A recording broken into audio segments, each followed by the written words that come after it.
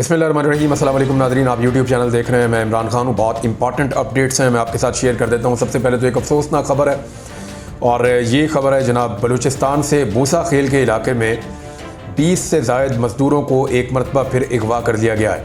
यहाँ एक तामीराती कंपनी काम कर रही थी, उसका जो कैंप था वहाँ पर अचानक मुसल्लह अफराद आए, उन्होंने हमला किया। पहले फायरिंग की, हवाई फायरिंग थी, मज़दूरों को अगवा किया और जाते हुए जो है वो 8 बल्डोज़र्स और बहुत सारी मशीनरी जो है उसको जलाकर वो चले गए। पुलिस कह रही है जी हम कार्रवाई कर रहे हैं और बाजियाबी के लिए ऑपरेशन कर रहे हैं। जबकि गुज़िश्ता दिन जो है वो भी पंजगूर में 7 मज़दूरों को जो है वो कत्ल किया गया था, जबकि एक मज़दूर ज़ख्मी हुआ था। ये अफसोसनाक वाक़यात लगातार बलूचिस्तान की सरज़मीन पे हो रहे हैं और इनका सद्देबाब बहुत ज़रूरी है। रियासत पाकिस्तान को अपनी पूरी तवज्जो इस तरफ लगानी चाहिए। दूसरी जो इम्पॉर्टेंट खबरें हैं वो आफ्टर शॉक्स हैं कल के एहतजाज के, और इस एहतजाज ने हुकूमत की और हुकूमत के हमायती जितने भी लोग हैं उन सब की चूल्हे हिलाकर रख दी हैं। इस एहतजाज ने लर्जा तारी कर दिया है हुकूमत के ताकत के ऐवानों में, और उनको आइडिया नहीं था कि इस तरीके से लोग रिस्पॉन्ड कर सकते हैं। और अभी जब इमरान खान ने फौरी तौर पे 3 नए शहरों में एहतजाज का ऐलान कर दिया है, और उसके बाद अगला जो लायामल है वो भी मुझे कुछ सोर्सेज से पता चला है कि अब जिन जिन MNAs के ऊपर थोड़ा बहुत भी शक है कि वो कहीं पे इमरान खान साहब के साथ गद्दारी कर सकते हैं, तो उनके इलाकों में भी एहतजाज शुरू करवाया जाएगा। तो पाकिस्तान तहरीके इंसाफ की हिकमत अमली अब थोड़ी सी अग्रेसिव है, जबकि हुकूमत जो है वो अपनी तमाम तर अग्रेशन के बावजूद बुरी तरह शिकस्त खा रही है, क्योंकि सोशल मीडिया पे, आलमी मीडिया पे वो लगातार बेनकाब हो रहे हैं, उन्हें मार पड़ रही है। और अब तो हुकूमत के जो बहुत बड़े बड़े हमायती हैं, मिसाल के तौर पर नजम सेठी साहब, उन्होंने भी कह दिया, उन्होंने कहा जी वहाँ पर भी अब बातें होना शुरू हो गई ऊपर, वहाँ जहाँ पे फैसले होते हैं ना, जिधर कबूलियत होती है कई लोगों के मुताबिक।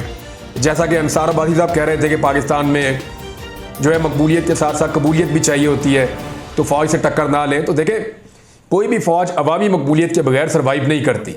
अफगानिस्तान में दुनिया की सबसे महंगी फ़ौज बनाई गई थी, दुनिया खित्ते की सबसे महंगी फ़ौज बनाई गई थी। अफगानिस्तान में बड़ा पैसा खर्च किया गया था, वो रेत की दीवार साबित हुई, क्योंकि उनके पास अवामी मकबूलियत नहीं थी। तो जहाँ पे आप कबूलियत की बात करते हैं, वहाँ मकबूलियत को भी आप मद्देनजर रखें कि अवामी मकबूलियत के बगैर ना पॉलिटिकल पार्टीज कुछ होती हैं, और स्पेशली जो फोर्सेज होती हैं या ख़ास तौर पे फौज होती है किसी मुल्क की, उसके साथ अवाम का खड़े रहना बहुत ज़रूरी होता है। और ये इस तरह के जो मशवरे दिए जाते हैं, मैं अंसार अब्बासी साहब सीनियर जर्नलिस्ट हैं, मैं उनसे गुजारिश करता हूँ कि वो ये मशवरे इस तरह ना दिया करें। इससे तासुर ये जाता है कि जैसे फ़ौज पाकिस्तान के अंदर ये सारा गंद मार रही है, यानी इससे वो कोई फ़ौज का भला नहीं कर रहे, इससे वो फ़ौज के ऊपर बराह रास्त एक चार्जशीट कर रहे हैं। और दूसरी जानिब वो लोगों को डराना चाह रहे हैं कि जनाब आप सरेंडर करेंगे तभी आपकी बात बनेगी, तो ये नामुनासिब है। परवेज़ मुशर्रफ के दौर में आप सब लोग ये कहा करते थे कि फ़ौज को कोई हक नहीं है, किसी किस्म की फ़ौज की कबूलियत नहीं चाहिए, सियासतदान मुल्क चलाएंगे। तो आज आपको क्या हो गया? बहरहाल अब आ रहे इस बात पे कि रावलपिंडी में मुकदमा दर्ज किए जा रहे हैं। रावलपिंडी में इमरान खान साहब के खिलाफ भी, अली अमीन गंडापुर साहब के खिलाफ भी, जी इन सब के खिलाफ जो है वो दहशतगर्दी के मुकदमा दर्ज कर लिए गए हैं। और मुकदमा किन चीज़ों के? जी इन्होंने कार सरकार में मुदाखलत की है, बलवा किया है, पेट्रोल वाले बम मारे हैं और तोड़ फोड़ की है और मनसूबाबंदी की है, और इसके अलावा मुलजिमान ने आवाम का रास्ता रोका है। हालांकि 4 ज़िले इन्होंने बंद कर दिए थे कंटेनर लगा लगा के, और इवन जहाँ पे इनको कंटेनर नहीं मिला वहाँ पे कनाते लगा के इन्होंने गलियाँ बंद कर दी थी। तो वहाँ पे भी अब ये कह रहे हैं कि जनाब मुलजिमान ने आवाम का रास्ता रोका है और टायर और कपड़े जलाए हैं। पेट्रोल बम भी पुलिस ने जनाब बरामद कर लिए हैं, वो प्लास्टिक की बोतलों वाले होंगे। नॉर्मली पुलिस जो है, पंजाब पुलिस का इसमें बड़ा तजुर्बा है कि प्लास्टिक की बोतल के अंदर ये बम बना के चला भी लेते हैं और इन पर चल भी जाते हैं। बहरहाल इमरान खान साहब तो जेल में मौजूद हैं, उन्होंने तो एहतजाज की कॉल दी थी, और उनके कॉल देने के बाद दफ़ा 144 लगी थी। तो इमरान खान साहब की तो कॉल थी, उनके ऊपर तो आप मुकदमा दर्ज नहीं कर सकते। मुकदमा दर्ज जो होना चाहिए वो तो उन लोगों के खिलाफ होना चाहिए जिनकी निशानदेही कल पाकिस्तान तहरीके इंसाफ के कारकुनान कर रहे थे कि ये नकाबपोश आग लगा रहे हैं, ये थी देखिए ये नकाबपोश पुलिस वालों पे जो है वो गुलेल चला रहे हैं, देखिए नकाबपोश क्या कर रहे हैं। तो वहाँ पे तो कोई पुलिस ने ना कार्रवाई की, ना किसी बंदे को पकड़ा। अब रावलपिंडी में जो गिरफ्तारियां अभी तक ऑफिशियली रिकॉर्ड पे लाई गई हैं उनकी तादाद 103 है, यानी सैकड़ों कारकुनों को गिरफ्तार किया गया था, बहुत सारों को छोड़ दिया पुलिस ने, लेकिन 103 ऐसे कारकुनान हैं जिनकी गिरफ्तारी सिर्फ रावलपिंडी में जाहिर कर दी गई है, और 12 खवातीन जो हैं उनको भी गिरफ्तार किया गया है। कैदियों की वैन जब अदालत में आई कचहरी में, तो वहां पे फिर रोला पड़ गया। जो कैदियों वाली गाड़ी है उसके अंदर से कौन बजाएगा पाकिस्तान, इमरान खान ये नारे लगाना शुरू हो गए, और अदालत के अंदर भी इमरान खान के हक में नारेबाजी शुरू हो गई। अब अदालत के अहाते में कैदियों वाली वैन में ठुस के लाए गए कहती अगर ये नारे लगा रहे हैं तो इसका मतलब है पाकिस्तान बहुत हद तक बदल चुका है, लोगों का खौफ टूट चुका है। समाविया ताहिर साहिबा जो हैं वो एमएनए की उम्मीदवार थी, उनके साथ ज़्यादा सलूक किया गया। कल को मरियम नवाज या उनके जो टिकटॉकर्स का पूरा एक ग्रुप है वो कभी औरत कार्ड को इस्तेमाल नहीं कर सकेंगे। कल तक अली अमीन गंडापुर के बैंड बाजे वाले बयान के ऊपर मातम करने वाले, उन्हें ये मंजर नजर नहीं आया कि एक मेंबर कौमी असम्बली, और मरियम नवाज तो हारी हुई है, जो समाविया ताहिरा वो जीती हुई है, और एक जीती हुई रुकन असम्बली का बाजू पकड़ के कैसे घसीट के पुलिस वाले लेकर जा रहे हैं, उनका दुपट्टा फाड़ा गया। उन्होंने बताया कि खालिद नाम का कोई पुलिस वाला है, उसने मुझे घसीटा है, मेरे साथ बदतमीजी की है, जबकि कुछ नकाबपोश लोग भी थे जिन्होंने बदतमीजी की। और समाविया ताहिर साहबा ने सारी बात बताई है। खवातीन का 1 दिन का रिमांड दे दिया गया है। हो सकता है कि कल उनको जमानत मिल जाए, जुडिशल कर दिया जाए या जमानत मिल जाए, या हो सकता है केस से उनको डिस्चार्ज कर दिया जाए। लेकिन फिलहाल खवातीन को जो है वो पुलिस की कस्टडी में 1 दिन के रिमांड के ऊपर दे दिया गया है। अब इसमें एक 80 साल से भी बड़ी उम्र है उनकी। कुछ लोग कह रहे थे 90 साल की हैं, लेकिन वो 80 साल से तो प्लस ही हैं, उनका चेहरा देख कर ही लगता है। वो एक खातून है, उनका नाम है जी बुजुर्ग खातून है, और रोशन बीबी उनका नाम है। उनको भी गिरफ्तार करके उनके ऊपर दहशतगर्दी का मुकदमा दर्ज कर दिया। ये खातून पेशावर से आई थी एक मज़ार पे हाजिरी देने के लिए, और इन्हें पता चला कि इमरान खान ने कॉल दी हुई है एहतजाज की, तो ये वहाँ से अपना रास्ता बदल के एहतजाज में चली गई लियाकत बाग। वहाँ इन्होंने एहतजाज किया। बहुत ही बुजुर्ग खातून है, सही तरह चलती भी नहीं है। उनको भी पुलिस ने उठाया, गिरफ्तार किया और लाकर मुकदमे में नामजद कर दिया, और उन पर भी पर्चा डाल दिया है। अभी तक उनके घर वालों का कोई पता नहीं, जो वकला बता रहे थे। और उनके पर्स के अंदर 10-10 के नोट हैं, पैसे थोड़े बहुत हैं उनके पास किराए वराए के। और ये खातून जो है ये विक्ट्री का निशान बना रही थी। तो मरियम नवाज का एक नया रिकॉर्ड है, एक नया वर्ल्ड रिकॉर्ड उन्होंने कायम किया कि पाकिस्तान की तारीख में 80 से 90 साल के बीच की जो एक खातून है, उनके ऊपर दहशतगर्दी का मुकदमा ना सिर्फ दर्ज किया बल्कि उनको गिरफ्तार किया। लेकिन गिरफ्तार होने के बावजूद वो खातून भी विक्ट्री का साइन बना रही थी। तो आप लोग शिकस्त खा चुके हैं। ये जो माँ है ना, ये जीत गई है और बहुत बुजुर्ग है। और ये मनाजिर जब लोग देखते हैं ना, तो पूरी दुनिया में पाकिस्तान गंदा होता है, पाकिस्तान का इमेज खराब होता है। और जब ये मनाजिर लोग देखते हैं तो उनके अंदर नफरत जन्म लेती है, और उन्हें फिर इसके अंदर नजर आती हैं अपनी नानियाँ, दादियाँ, अपने घर की खवातीन के, यार ये क्या जुल्म हो रहा है इस मुल्क के अंदर, ये क्या जबर है। अब कोई यानी आप इसको क्या जवाब दे सकते हैं। इसके ऊपर तो मेरे मुंह से जो अल्फाज निकलना चाह रहे हैं, मैं उनको ब्रेक लगा रहा हूँ कि मैं और नहीं इस पर बोलना चाहता। लेकिन ये घटियापन की एक इंतहा है जो इन्होंने पार कर दी है। एक चीज़ और है जनाब, अली अमीन गंडापुर साहब ने एक बड़ा सख्त स्टेटमेंट दिया। मेरी उनसे बात भी हुई है। स्टेटमेंट तो आप सारों ने सुन लिया होगा अली अमीन गंडापुर का, लेकिन जो मेरी उनसे बात हुई है वो मैं आपको चले बता देता हूँ। अली अमीन गंडापुर साहब ने कहा कि जी हम निकले थे एहतजाज करने के लिए, और हमने एहतजाज करना था, रावलपिंडी पहुँचना था। हमने कई जो रुकावटें हैं 3-3 किलोमीटर के बाद आ रही थी, हमने बहुत सारी अबूर कर ली, और आखिरी रुकावट के ऊपर जब मौजूद थे तो पार्टी ने उस वक्त कॉल ऑफ कर दिया कि जी एहतजाज का टाइम खत्म हो गया है, अब सब लोग वापस जाएं।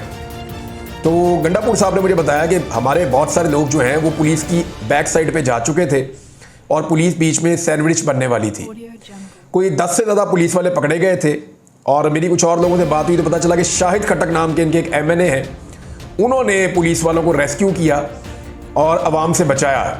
यही शायद वाकया है जो अली अमीन गंडापुर साहब बता रहे थे कि अवाम ने काबू कर दिया था पुलिस वालों को, लेकिन पुलिस वालों को रेस्क्यू किया है शाहिद खटक ने, जो वहाँ पे एक एमएनए है। और हो सकता है ये 2-3 वाकयात हों, लेकिन एक वाकया तो मुझे ये कुछ लोगों से पता चला है। फिर जनाब गंडापुर साहब ने कहा ठीक है हम वापस जाते हैं, एहतजाज मुकम्मल हो गया। और जब उन्होंने वापस जाने का फैसला किया तो फिर कारकुन उनके रास्ते में आ गए। वहाँ उन्होंने एक तकरीर की और फिर वो वापस गए, और उन्होंने बताया जी कि उनके ऊपर स्ट्रेट फायरिंग हुई है, जो उनके 3 लोगों को गोलियां लगी हैं।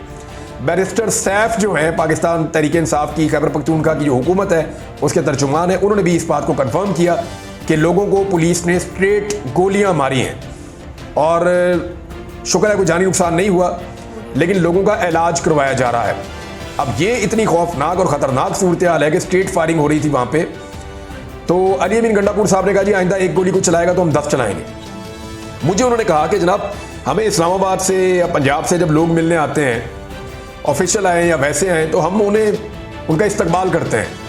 बेशुमार लोग बार बार आते हैं, हम हमेशा इस्तकबाल करते हैं। ये यहाँ पे कोई पॉलिटिकल एक्टिविटी करना चाहते हैं तो हम उनको प्रोटोकॉल देते हैं, उनको सिक्योरिटी फराहम करते हैं, उनको फैसिलिटेट करते हैं। इवन जिन लोगों की शक्लों से हमें नफरत है, हमें बुरा लगता है कि वो लोग जब आते हैं, लेकिन हम for the sake of this country हम ना सिर्फ उन्हें गले लगाते हैं बल्कि उनका एहतराम भी करते हैं। लेकिन जब हम जाते हैं पंजाब की जानिब या इस्लामाबाद की जानिब तो ये हमें पत्थर मारते हैं, हमें आंसू गैस मारते हैं, हम पे गोलियां चलाते हैं। तो ये बड़ी ज्यादती है, ये आप बर्दाश्त नहीं करेंगे। तो मैंने उनसे पूछा, मैंने कहा जी आपको पंजाब से गिला? उन्होंने कहा जी बिल्कुल नहीं, पंजाब में तो हम इलेक्शन जीतते हैं। गंडापुर साहब ने कहा कि पंजाब तो मेरा है, पंजाब में तो मेरा वजीर आला है, पंजाब में तो इलेक्शन मैं जीतता हूं, ये तो वहां से इलेक्शन हारे हैं तो मुसल्लत किए हुए हैं। तो जब मैं बात कर रहा हूं पंजाब में इस्लामाबाद में दाखिल होने की, तो मैं उस टोले की बात कर रहा हूं जिसने वहां पे इक्तदार पे जाली तरीके से आगे फार्म 47 पे कब्जा किया हुआ है। तो ये फार्म 47 वाले भी जब आते हैं हमारे पास तो हम एहतराम करते हैं मेहमान नवाजी में, हम इनके ऊपर हमला नहीं करते, अटैक नहीं करते, क्योंकि हम यकजहती चाहते हैं। लेकिन हमारा जो हक है जब हम वो लेने जाते हैं तो ये हमें मारते हैं, हमारे प्यार का जो है वो फायदा उठाते हैं। और जब हम प्यार से इनको जवाब देते हैं तो ये हमें पत्थर से जवाब देते हैं, हमें तशद्दुद से जवाब देते हैं, गिरफ्तारियों से और मुकदमात से जवाब देते हैं। तो ये बर्दाश्त नहीं होगा। फिर जो अली अमीन गंडापुर साहब ने कहा जी कि अब हम बुलाएंगे जरगे, तो मेरी बात आप याद रखिएगा, ये सीरियस है, ये छोटी बात नहीं है। अगर वज़ीर आला खैबर पख्तूनख्वा ने कहा है कि तमाम जरगों को बुलाया जाए और बैठ के उसके अंदर फैसला किया जाए, तो नेक्स्ट टाइम अगर कबायली साथ आएंगे अली अमीन गंडापुर के, तो फिर आप कुछ कर नहीं पाएंगे, सिचुएशन कुछ और हो जाएगी। और क्या अली अमीन गंडापुर हर दफ़ा लोगों को रोक पाएंगे, इसकी भी कोई गारंटी नहीं है। बैरिस्टर सैफ ने कहा कि हुकूमत की मनसूबाबंदी थी कोई सानिया मॉडल टाउन जैसी कोई चीज़ कर दी जाए। अच्छा, एक और खबर है, ये फजलुर रहमान साहब के हवाले से है, क्योंकि जो नई कमेटी बनी थी ना, practice and procedure committee, justice Munib Akhtar वाली, उसने जो है अपने मिनट्स जारी कर दिए हैं। और अब कल के दिन में यानी पीर वाले दिन 11:30 बजे जो है वो केस सुना जाएगा 63A वाला। ये हुकूमत के पास आखिरी उम्मीद है कि 63A के ऊपर अगर तमाम MNAs को आईनी तरमीम में वोट डालने का हक मिल जाए और वोट की गिनती हो जाए, तो फिर हम दूसरी जमातों के MNAs को खरीद के अपने वोट पूरे कर लेंगे, ये उन्हें लगता है। लेकिन अब इसमें मुश्किलात पैदा हो रही हैं। क्या मुश्किलात पैदा हो रही हैं वो मैं आपको अभी बता देता हूँ। क्योंकि अंगूर खट्टे हैं, तो फजलुर रहमान साहब ने एक स्टेटमेंट दिया, और फजलुर रहमान साहब ने ये स्टेटमेंट क्यों दिया ये मैं आपको बताता हूँ। इसके पीछे दो मुहरिकात हैं।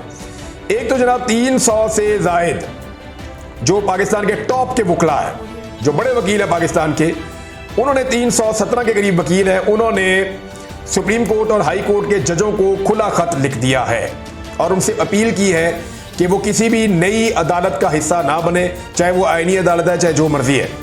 खत में लिखा गया है कि नई अदालत की हैसियत PCO कोर्ट जैसी होगी।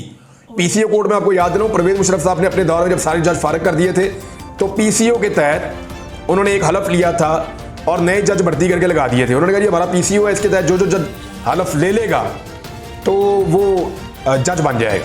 तो बहुत सारे लोगों ने हलफ लेके PCO जज बन गए थे, लेकिन फिर वो सारे ही फारिग हो गए थे वकला तहरीक के नतीजे में, फिर वो कभी भी जज नहीं रहे। तो उन्होंने ये वार्निंग इसलिए दी और PCO का लफ्ज इसलिए इस्तेमाल किया कि जो भी जज बनेगा नई अदालत का वो वकला तहरीक के मुताबिक फारिग हो जाएगा और वकला उसको जज नहीं मानेंगे।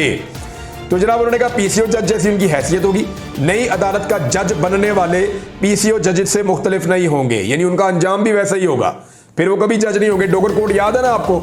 अगर नहीं याद तो मैं आपको बता दूं कि जब PCO के तहत जिन जिन जजों ने हलफ लिए थे वो सारे तारीख का हिस्सा हो गए और वकला में आज भी उनको इज्जत की नजर से उस तरह से नहीं देखा जाता। खत में यह भी लिखा गया कि तरमीम के लिए रात की तारीकी में सामने आया, नंबर पूरे करने के लिए जो कुछ भी किया गया वो सारा सबके सामने है। मुंतखब नुमाइंदे ड्राफ्ट से भी ना आशना थे, उनको पता ही नहीं था, ना वाकफ थे, उनको पता ही नहीं था कि ड्राफ्ट के अंदर क्या लिखा हुआ है। और उन्होंने कहा कि मुजव्वदा आईनी तरमीम को हमारी हमायत हासिल नहीं है, आईनी तरमीम पर मुल्क में मौसर बहस नहीं करवाई गई, सिर्फ कहा जा रहा है कि चार्टर ऑफ डेमोक्रेसी है और उसके अंदर भी कोई नहीं है इस तरह की बात।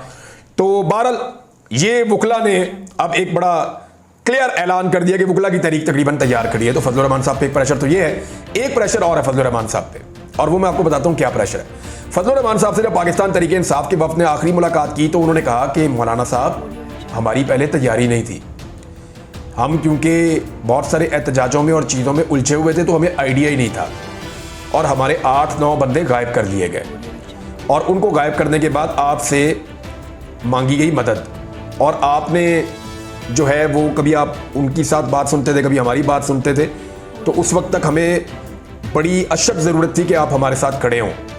लेकिन मौलाना साहब अब वो हालात नहीं है, हमने अपने बंदे काबू कर लिए हैं, 2-3 बंदों की बात है वो भी काबू हो जाएंगे, और हुकूमत के बंदे भी अब हुकूमत को कुछ वोट नहीं दे रहे। तो अगर आप मौलाना साहब अब वोट डालना भी चाहें तो आप हुकूमत का साथ भी दें, फिर भी हुकूमत के नंबर पूरे नहीं होंगे। ये पैगाम भी फजलुर रहमान साहब को दे दिया गया है। अब मैं आपको ये बता देता हूं कि जो 2 मेंबर मैं आपको कह रहा था कि हुकूमत के टूट गए हैं, जनाब वो 100% टूट गए हैं। 2 वोट हुकूमत के 100% कम हो गए हैं।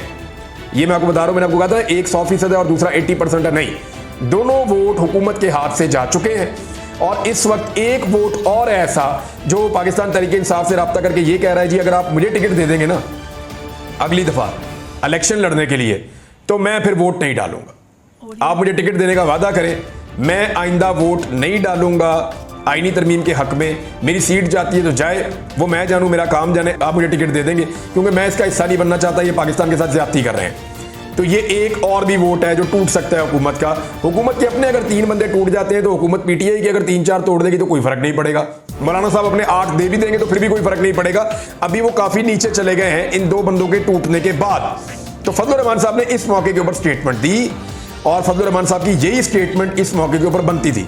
उन्होंने कहा जी मौजूदा पार्लियामेंट जो है वो आईनी तरमीम का हक ही नहीं रखती। थोड़ा सा पहले आपको याद है फजलुर रहमान ने क्या कहा था? उन्होंने कहा था यही 45 है या 47 है, यही सिस्टम चलेगा, यही ऐवान चलेगा।